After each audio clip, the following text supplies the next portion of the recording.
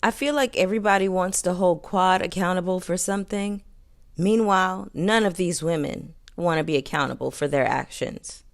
And much like the viewership for Real Housewives of Potomac, everybody gets up in arms about all of Candace's responses, much in the same way that they get up in arms about Quad's responses to things. But they never address what these women are responding to, and that is the problem.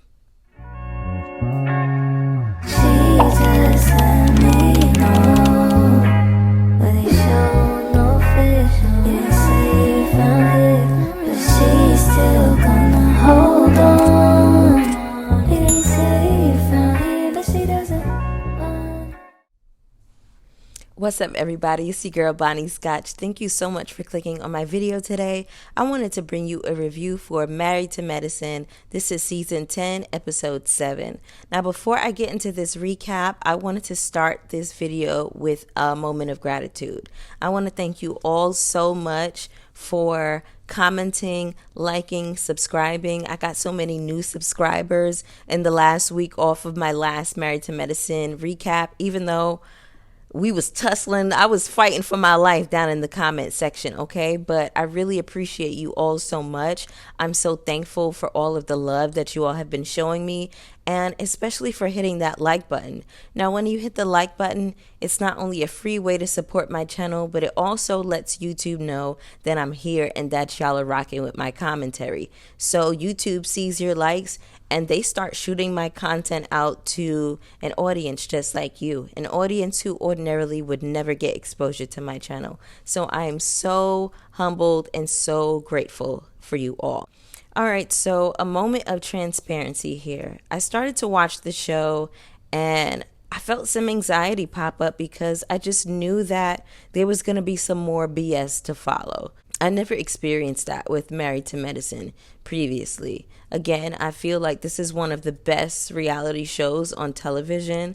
I've loved these women for many, many years. I started watching this show maybe in the third or fourth season of Married to Medicine, and whatever I did not watch, I eventually ended up catching up with on, I think it was Hulu. But I definitely am all caught up on the series. I have seen every season, every episode, so I don't know why somebody felt the need to tell me that I don't watch the show. I feel like it's a lot of y'all that don't watch the show. But we're going to get into that. So let's go ahead and start this recap. We have a lot to discuss. So here are two things. This is how I know that some of y'all are either full of it or y'all don't watch the show, because y'all are coming into the comments saying that this is Quad's karma for getting Mariah off the show when none of these women ever liked Mariah. I felt that way. All of y'all feel that way when things were said about my mom. So when they realized that she had no power, they all pushed her out. Also, nobody seems to remember how Mariah accused Quad of sleeping with her sister's husband. I wouldn't just come up with anything out the blue. Now I say one thing about her and it's like, oh my gosh, she's so awful. No one is checking her for all the things she said about me.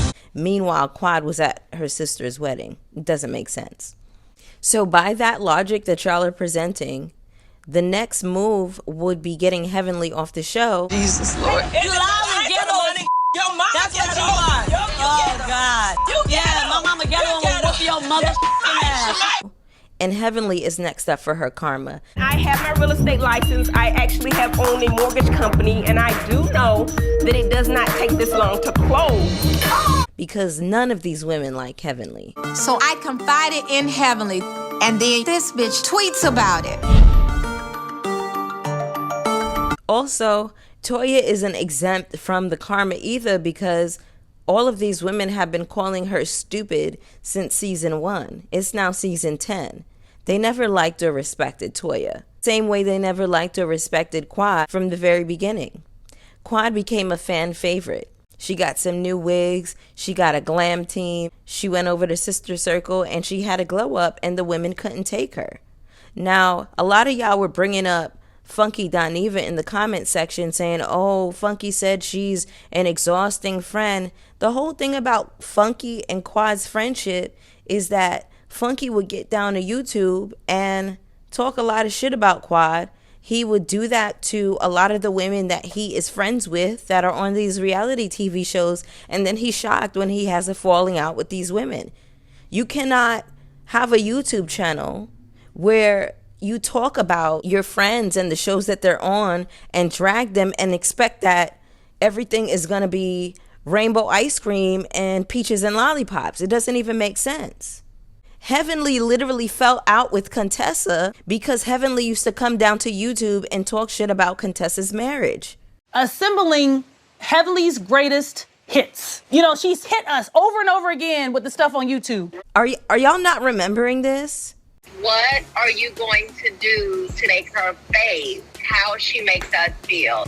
Do y'all think that with the way Heavenly airs out everybody's business on YouTube, that she's going to be able to realistically continue in the same format? Do y'all remember years ago when Simone told Heavenly, we want to see you go through something? Y'all don't remember that, do y'all? Okay. Heavenly's marriage and family has always been off limit. Heavenly makes her presence known and makes her presence strong on the show by stirring up shit with all the other women. Heavenly's excuse is that what she's saying is the truth. But what Heavenly doesn't understand is that a lot of the times you're going to have to choose between the truth and having a friendship. And I feel like Heavenly really doesn't give a shit about having friendships because, I mean, look at how she acts. Look at how she's treated Quad this whole time. Every time we turn around, Heavenly wants to jump up to call Quad all kinds of hoes and thoughts. And then she's surprised that Quad doesn't call her. So this is what I'm hearing and understanding from these reviews between Carlos King and Heavenly, and also this most recent Quad interview that dropped with Carlos King. Quad went to production to negotiate her salary since it was clear that her ex-husband, who used to drag her down the steps, and his new wife were coming to the show. By the way, production didn't even give her a heads up and tell her that they were going to be on the show, which is foul, especially considering like it wasn't just a clean cut divorce. It was an issue of domestic violence. It was an issue of intimate partner violence.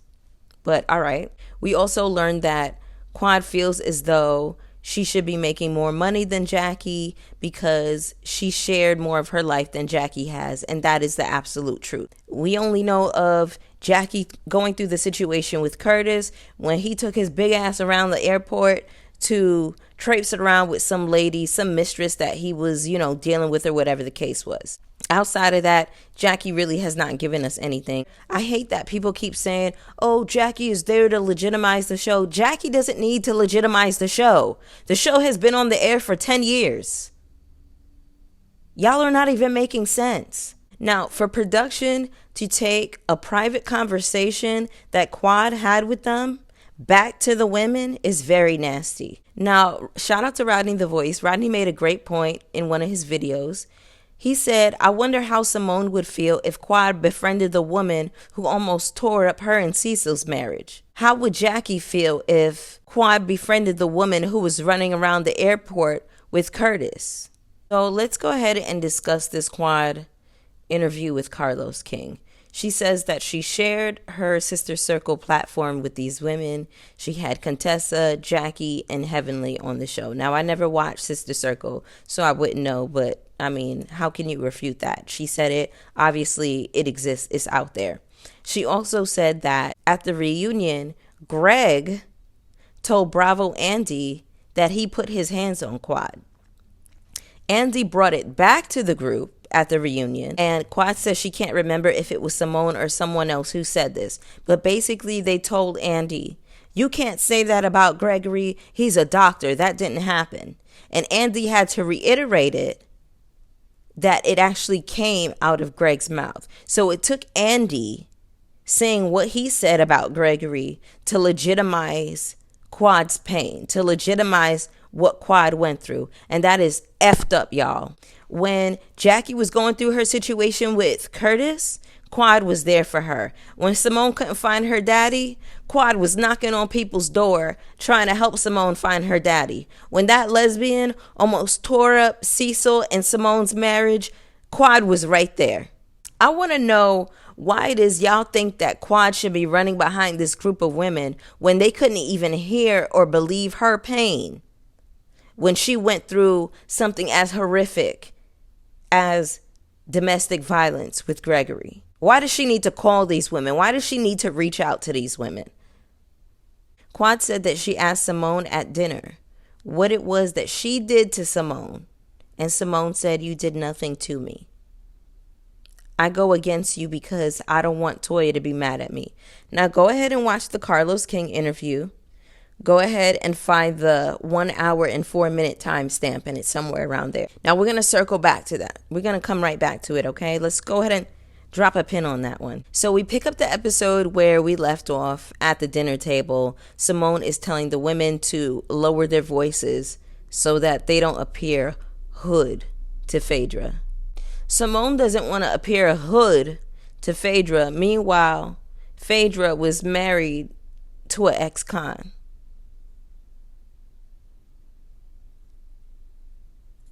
Simone doesn't want to appear hood to Phaedra.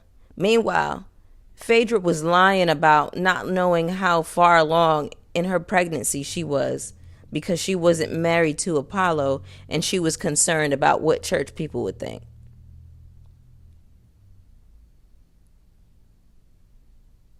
Okay. Now, eventually the women make their way back to the room. Jackie decides that she wants to pipe up and talk about how Quad needs to be accountable for how she treated them. And she mentioned Sister Circle. And once again, I have to ask y'all, what has Quad done to y'all outside of give Sister Circle a shout out? I have to ask y'all, what has Quad done to y'all? Name them. Name them. Name them. Well, what you did was ridiculous. Name them. Not having. Name 'em. Well, be quiet. So, Now, notice how the women only ever mention Sister Circle when they want to hold Quad accountable for something. This is getting real stale and real tired. Storyline for me has run stale. Toya calls Quad to the room. Mind you, it's fully 1:30 in the morning. Okay? I don't even pick up my phone at 1:30 in the morning. Y'all invited this woman to the trip. Toya, you invited this woman to the trip. You didn't have a room for her.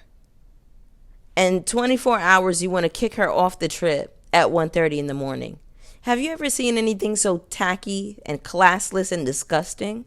Simone says to Quad that they don't have an emotional connection to her any longer and that they want her to leave the trip. Quad starts to do what I call a light groveling, and I really didn't like that. Quad, this was your moment to stand up and get dramatic and cunty with the girls and be like, I've been kicked out of classier joints than this, and saunter your ass off. That was your moment. Now, Quad mentions that she thought they were good at the resurrection.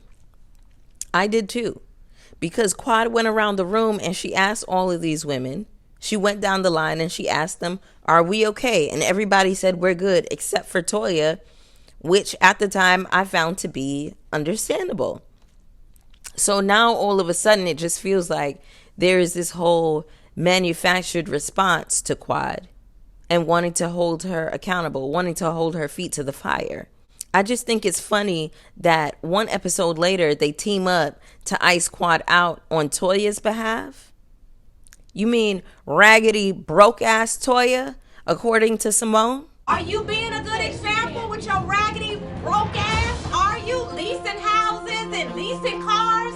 I just think it's funny that none of these women have been able to name exactly what Quad did to them outside of hurting their little feelings when she made friends at Sister Circle after they made it clear that they wouldn't support her through her divorce with Gregory. They took his side. They showed no empathy. Then Quad was supposed to run behind them and kiss their asses? Now, Toya says that Quad shouldn't be talking about her husband. Correct me if I'm wrong, but Quad isn't the only one who said some shit about Eugene. Because, let's face it, Eugene likes to get involved in the shit. And in this episode, we hear Eugene talking about, oh, I like a little bit of gossip. Now, let me just say this. Eugene is hands down my favorite husband on reality TV, period. Not just on this show. But Eugene is messy. Eugene be getting involved in the shit. Do y'all remember when Contessa called Eugene the definition of a big ass bitch? My husband is literally the definition of a big ass bitch. Ooh. And Toya and Contessa were able to move on from it, right? And Quad didn't call Eugene Eugina unprovoked. She didn't call him a bitch. She called him Eugina. Okay? And that's because, I don't remember. It was something with the gift basket that Toya was returning to Quad. Quad was being shady when she gave her that gift basket. And Toya returned the shade right back. And Eugene got himself involved. And Quad called him Eugina. So I feel like y'all always love to start at the response and never what the person is responding to. And it just doesn't make sense to me. Toya, you keep saying that Quad said that you set Anila up to get robbed. Meanwhile, I want to play something from Kempire. Shout out to Kempire. Well, this is something else, dude. Basically saying that there was some hit out that people are looking to get Anila. Anyway, what you got? Is it wrong for Quad to insinuate Toya robbed Anila? That's disgusting. I told you before, the facts are what they are. They said Toya told Carrie that there was a hit out on Anila. A hit mean, I know what a hit means.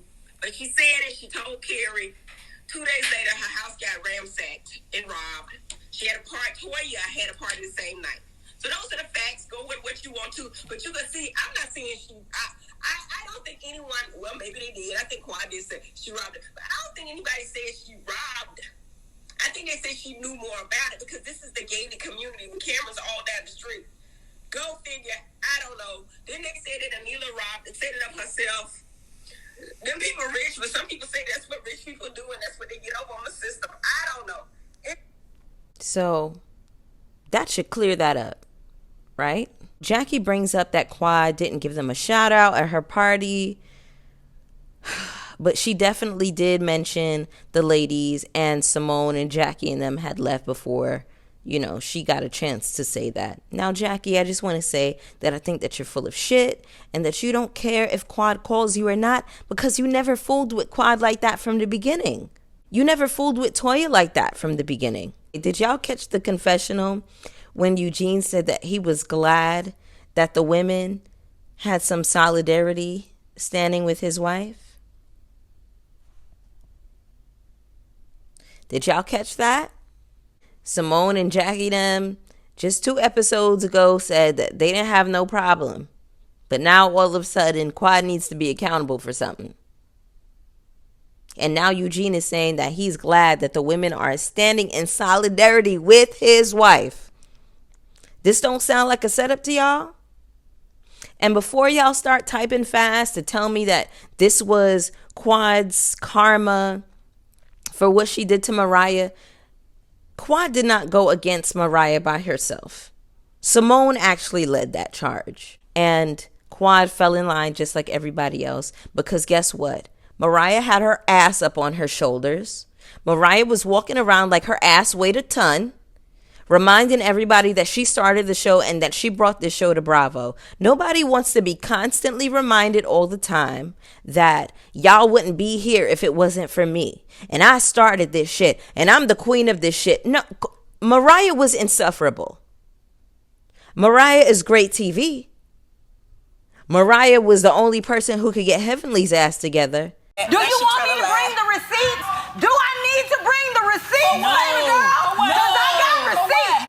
But she was also insufferable as fuck.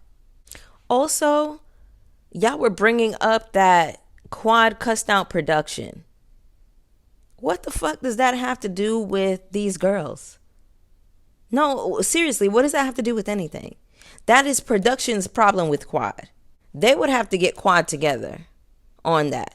And who knows what happened behind the scenes, right? We're always talking about how these production companies that run the predominantly black shows are always doing a disservice to these women.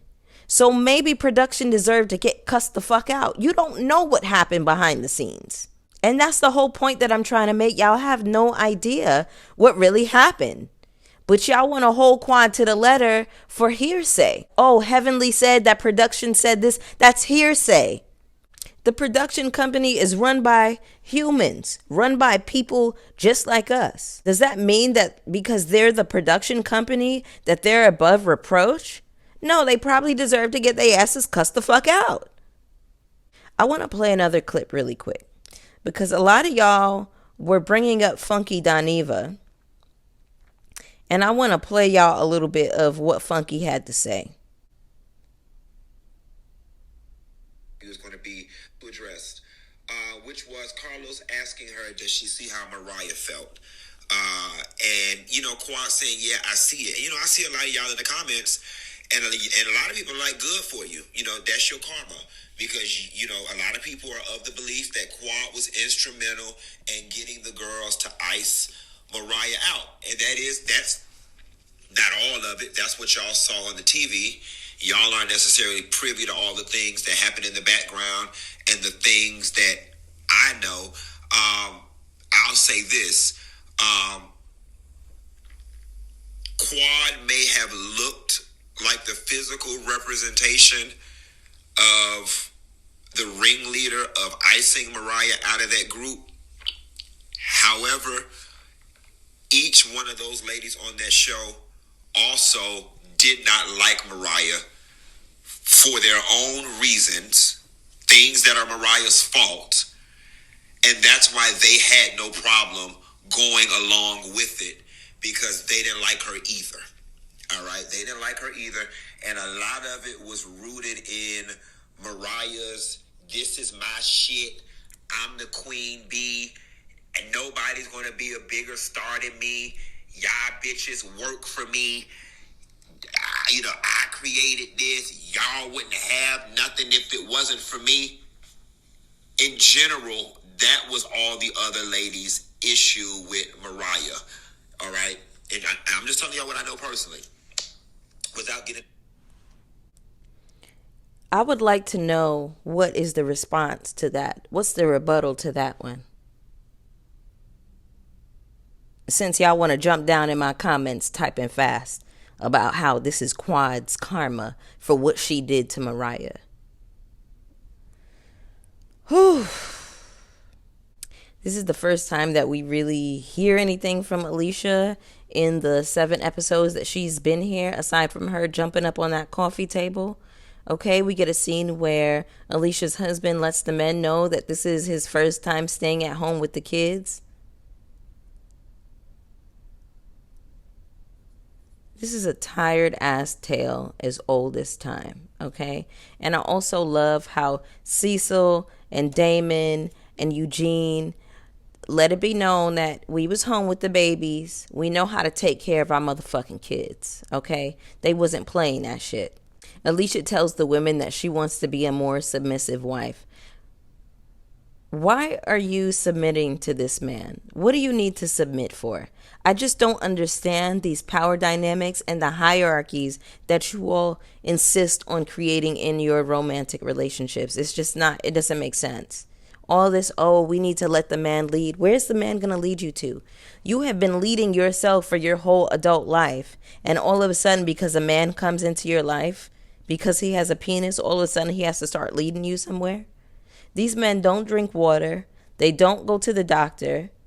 They don't take care of their kids, but they're supposed to be the leaders of something.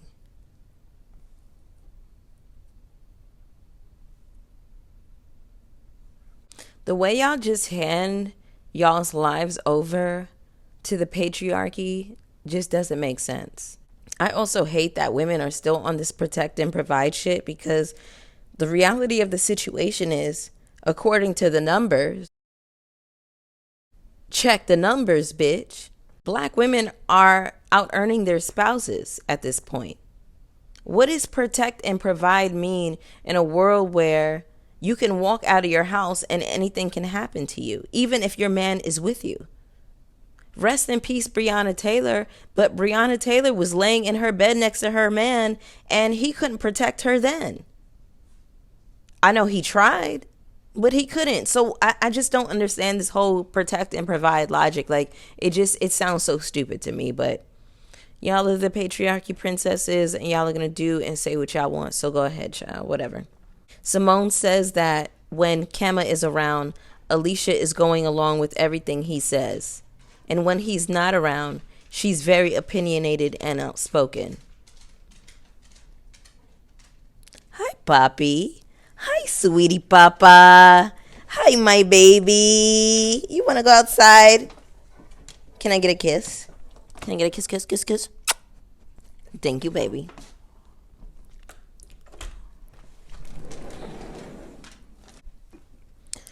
Simone says that when Kemma is around, Alicia is going along with everything he says.